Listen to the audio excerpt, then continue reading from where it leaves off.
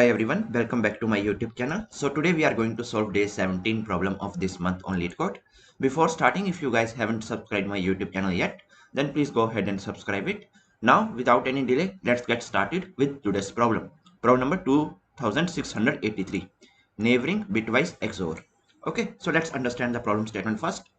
A zero indexed array derived with length n is derived by computing the bitwise XOR of adjacent values in a binary array original of length n. Okay, so see here example number 1, a derived array is given to us, okay, of length n, right?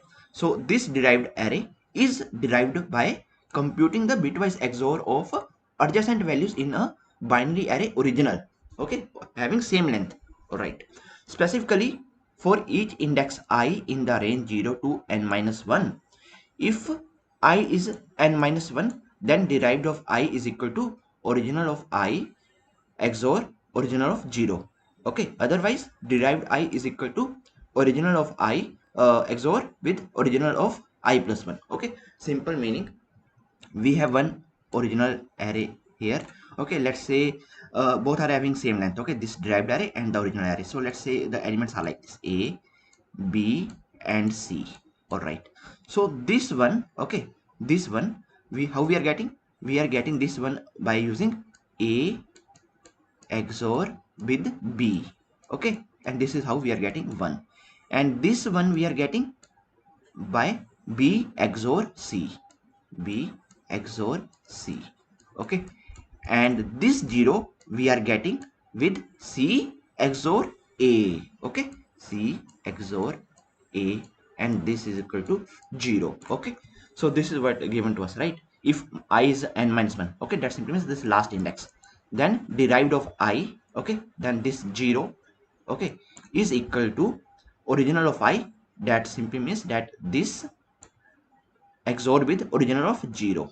Okay, otherwise derived I, okay, let's say this one, okay, this one is equal to original of I, this a XOR with next index b. Okay, a XOR b is equal to 1, same way b XOR c is equal to 1, and here c XOR a is equal to 0. Okay, clear?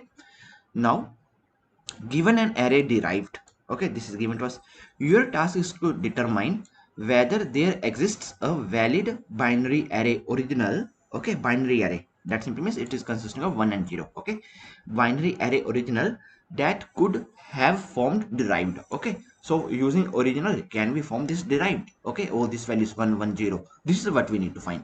Okay, and here a XOR b is going to give me 1, b XOR c is going to give me 1, and c XOR a is going to give me 1. Okay, now we need to find out the values for a and b. Okay, all this stuff we have to find, a b c, okay, in the original array. Okay, we have to return true if such an array exists, or false otherwise.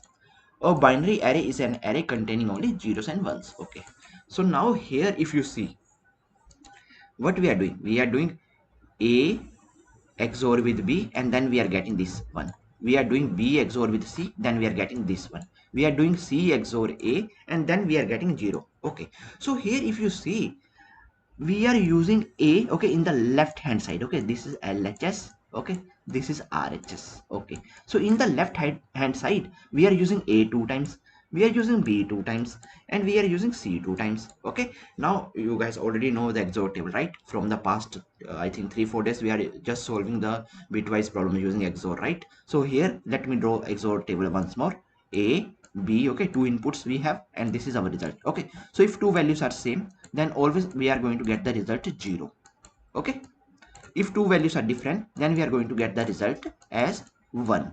Okay, so this is nothing but our XOR table, right?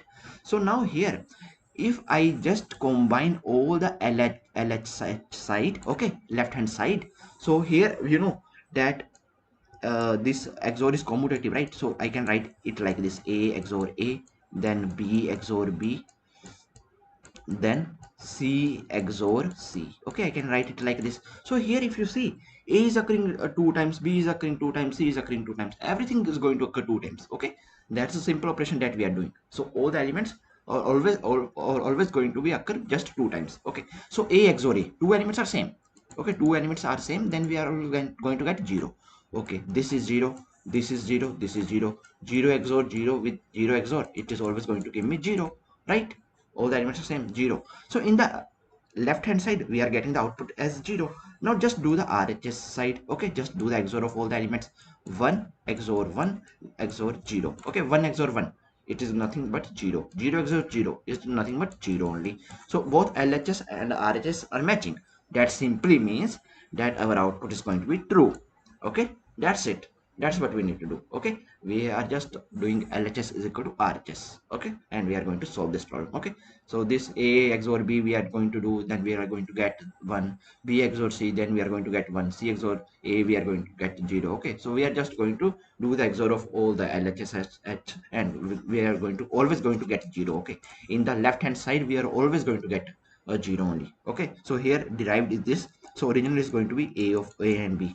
Okay, so we are going to get this A using A XOR B, and we are going to get this element using B XOR A. So always in the LHS we are going to get two elements. So in the LHS always we are going to get the output as 0 always. Okay, so in the RHS we have to now find out whether the output is 0 or 1. So simply in this problem what I'm going to do, I'm going to do the XOR of all the elements in my drive array. Okay, so if it is equal to 0, simply return true. Here it is going to be equal to 0, simply return true. If it is equal to 1, return false. That's it, and that's it. Okay, now let's write the code. So easy. Okay, so now first of all let's calculate the length of derived array. Derived dot length, then run one loop for int I is equal to 0, I is less than n, I plus plus.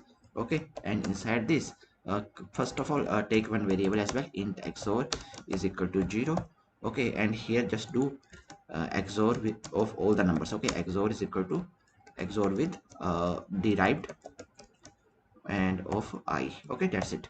So here simple thing, if the XOR is equal to 0, that simply means return true, otherwise return false. That's it. Okay, so I hope that you guys are able to understand this problem, and if you guys still have any doubts then please feel free to ask in comment section, right? And the time complexity for this problem is going to be of n. Let's see. Okay, so 100% our solution beats 100% users with Java, right? And the time complexity is of n. Okay, so I hope that you guys are able to understand today's problem, and if you guys still have any doubts then please feel free to ask in comment section. Till then, keep coding and keep practicing. We'll see you in the next video. Thank you. Bye bye.